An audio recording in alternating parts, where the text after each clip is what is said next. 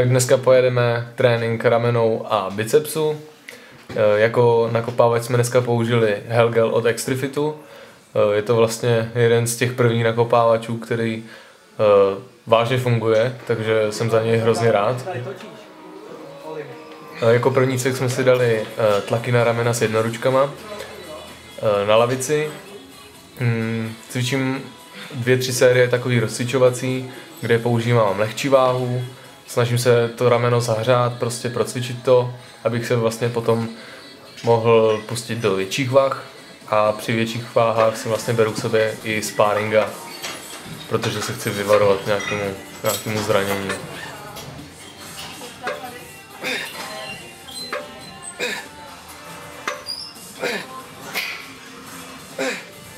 Vlastně dneska se mnou odcvičil trénink, nebo mi pomáhal Ondra Pešek, který vlastně závodil na kondiční kulturistice 2013 na Golem Classic a Grand Prix Roní.cz v Březnici.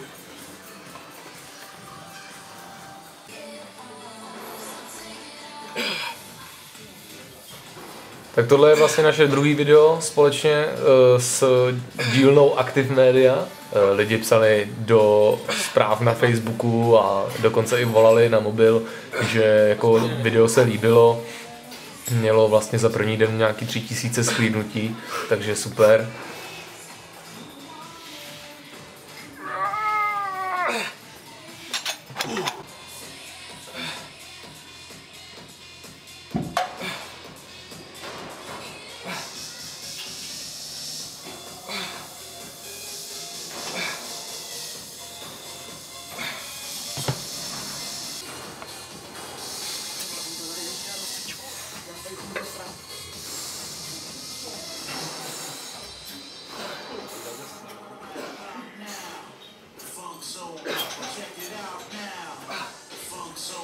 Jako další cvik na ramena jsem si dal rozpašky s jednoručkama v sedě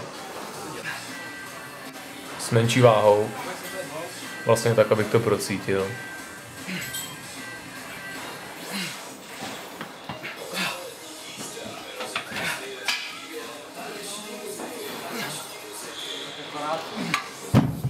Ke konci vlastně poslední 2 série si dávám vždycky těžší, s těžkýma váhama a vlastně použiju i sparinga.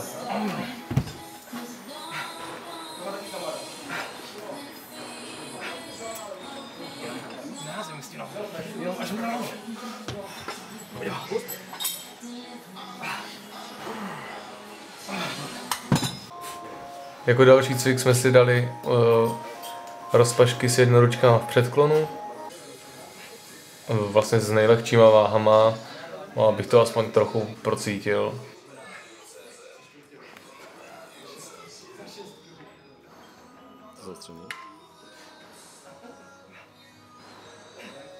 Teď, že?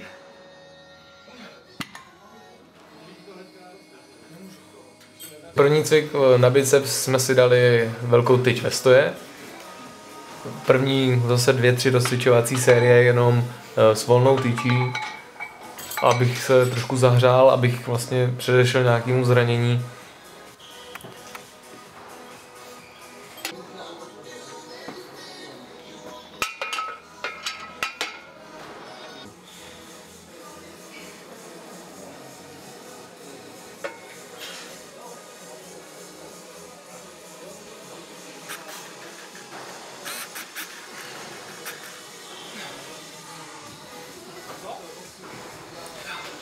Vím, že moje technika vlastně není úplně nějak světová, takže vlastně v tomhle videu ukazuju tak, jak to cvičím já, tak, jak to prostě dělám já a není to žádný tréninkový video, kde byste se měli vlastně řídit podle mě.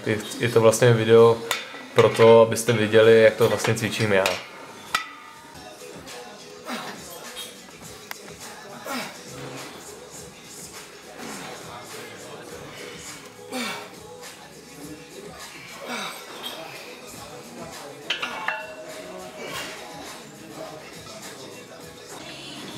Jako druhý cvik na biceps jsme si dali vlastně jednoručky v sedě, žádný experimentování, prostě klasický cviky.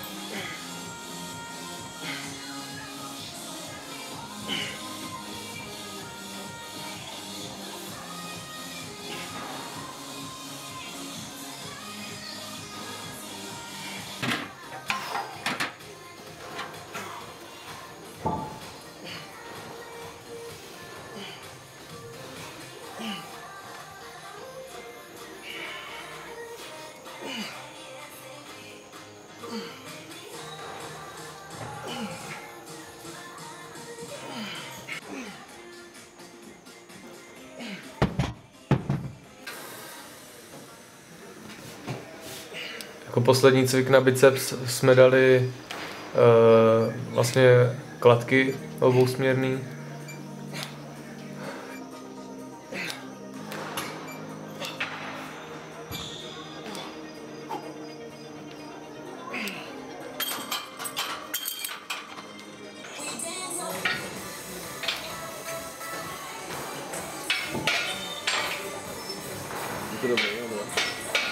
Je to krásný. No. Se to líbí. Ne, jako zavést to. Vydrž tam, co? Vydrž tam. Je to vypadá vysoký, vysoká je. A jako poslední na takový dopumpování jsme dali vlastně tu kladku jenom jednu. Před a po tréninku dávám vlastně teďka od Extrifitu nový BCAčka.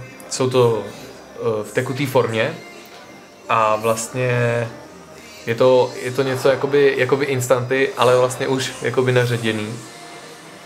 A jsem s tím teda hrozně spokojený, protože mi to hrozně chutná. A po tréninku dávám nový protein od Extrifitu Whey 80 CFM. Vlastně je to 80 s novýma příchutěma a má v sobě vlastně i 5 gramů BCAček v jedné odměrce. Článek na Roní, který vyšel ten den, tak měl nějakých 10 000 shlídnutí vlastně za těch 24 hodin, takže za to bych chtěl vlastně čtenářům Roní.cz poděkovat a vlastně poděkovat i těm, kteří si pustili jen to video. Je to vlastně takový odraz toho, že to neděláme ty videa jen tak nadarmo, takže obrovský díky vlastně těm všem, kteří si to pustili.